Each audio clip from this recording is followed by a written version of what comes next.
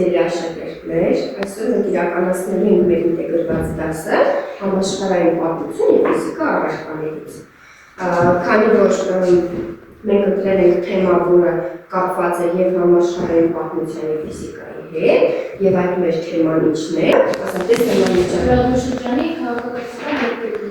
նաև գիտատեխնիկական նվաճումները լրատվի շրջանում, ճիշտ է, և այս շրջանի ուսումնասիրման ժամանակ մենք անդրադառնալու ենք նորաբեր շրջանի գիտական նվաճումներին և էներգիայի ստեղծման աղբյուրներին։ Հարաբերս գիտության ո՞ր ուղղությունները սկսեցին զարգանալ այդ ժամանակաշրջանում։ սկսեց զարգանալ միջուկային ֆիզիկան։ Սիրելի աշակերտներ, աշխարհացույց կրթական հարթակի միջոցով մենք կազմակերպել ենք մեր դաս ցուցադրությունը։ Ծանոթանանք մեր այսօրվա դասի ցուցադրությանը, որտեղ մենք ամբողջացրել ենք մեր դասի բոլոր խնդիրները։ Ատոմային էներգետիկան և բնապահպանական խնդիրները։ Ընթացքում ավելի մանրամասն հարաբերությունները, թերությունները մենք ուսումնասիրեցինք։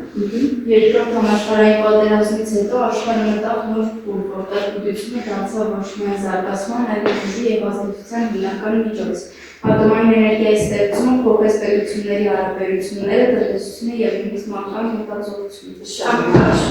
Քանի որ մեր ֆիզիկա առարկան աշխարհացույց կրթական հարթակում դեռ ակտիվ չէ, դրա համար մենք այս թեմայի շրջանակներում փորձել ենք ստեղծել փին և այդ փինի միջոցով ստեղծել ցուցադրություն և այսօրվա դասի շարունակությունը իրականացնենք այս ցուցադրության միջոցով։ Քանի որ մենք գիտենք 1990-ական թվականներից ի վեր սկսեցին էներգիայի ստեղծման բազմաթիվ աղբյուրներ, մասը ով կասի։ Եվ մեր Հայաստանի մասին խոսենք, Հայաստանի էլեկտրակայանը որ թվականին է ստեղծվել, որ թվականին է շահագործման հասցվել։ Երեք այստեղ մեզ օգնություն կտա հենց մեր աշխատանքի կողմից պատրաստված փինը, որը չկա մեր տեղեկությունների բազայում։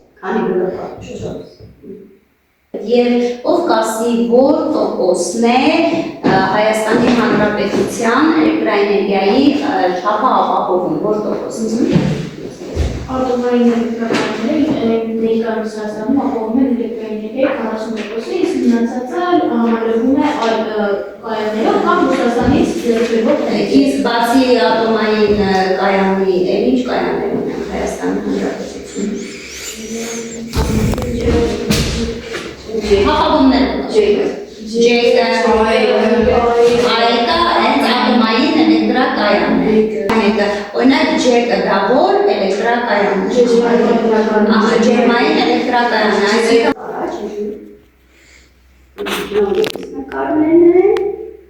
Ներսի հատվածն է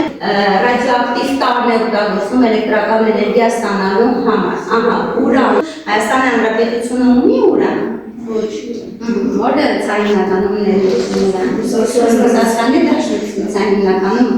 Մենք երեխեքին կարծրան,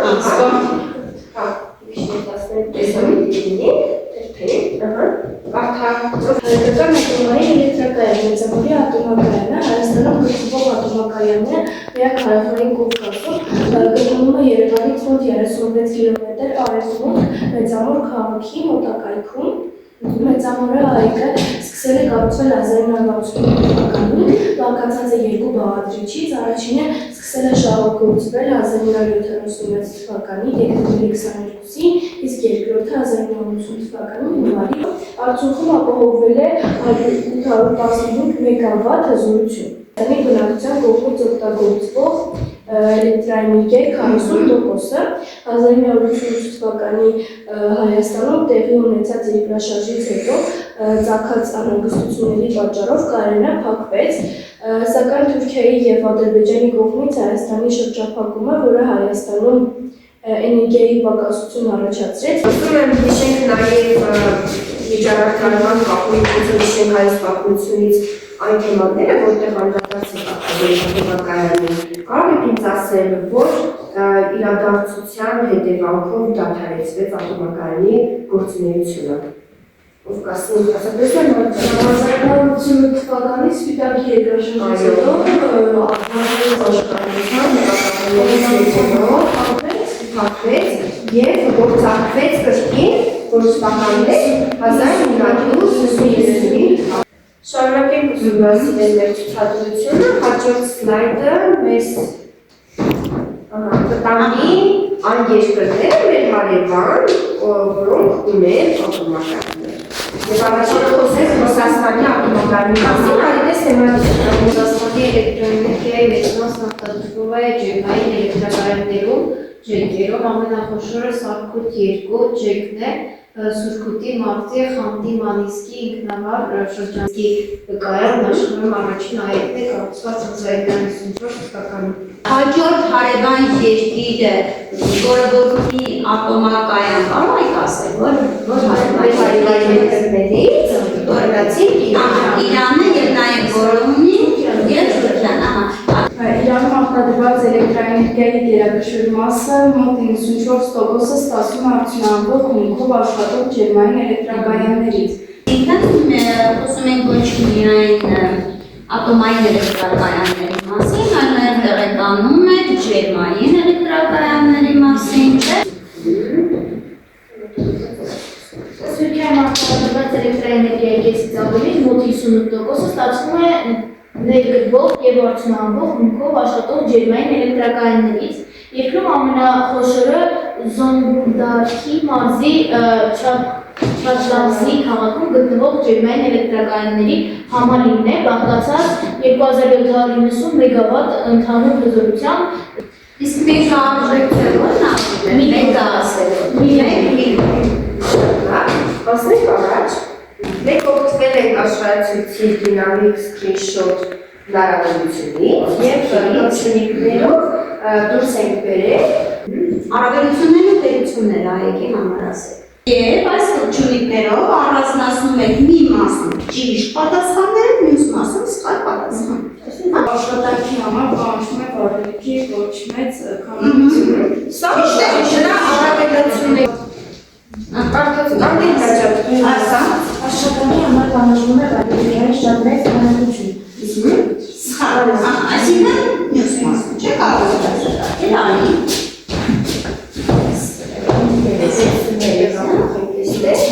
Դուրս կապացածը, դա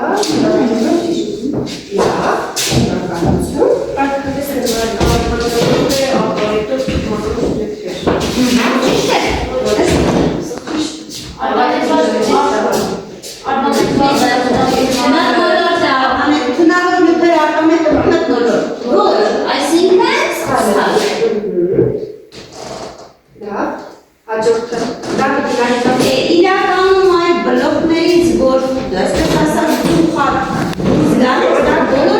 արտանետումների մեծ քանակություն դիտվում է ջեկերից, ջերմաէլեկտրակայաններից, որտեղ որ այո, ասենք վարելիքը կարող լինի գազ, հայ, չգիտեմ, այլ վարելիքներ, որոնցից որ CO2-ի արտանետումները մեծ քանակի բարձրանում են մթնոլորտ եւ ստեղծում են ջերմոցային էֆեկտ։ Արտանետումների մեջ պարունակվող ճառագայթի և մասնիկների ճառագայթման հզորությունը փոքր։ Ճիշտ է, ապրես։ Վթարների հետևանքները շատ հեշտ են վերացնում ոչ սա սխալ։ այո։ Վթարների հետևանքները ոչ, օրինակ օրենքներ վթարների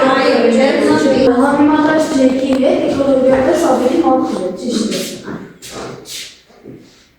Տեսլական ատոմակայանի մի փոքրիկ հատված նայենք 10 տարով մինչև 2036 թվականի երկարաձգելու համար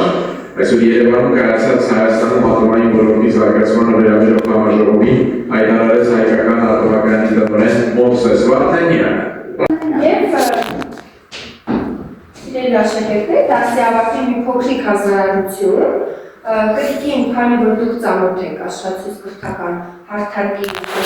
կազմի, ես մի այսպիսի տնային առաջադրանք։ Աշխացույց կրթական հարթակի միջոցով ստեղծել փին, Հայաստանի որևէ էլեկտրակայանի մասին, լինի ջեք, թե եք, ձեր ընտրությամբ, փորձենք պատրաստել փին, հաջորդ ժամին կքննարկենք, կներկայացնենք ձեր աշխատանքները։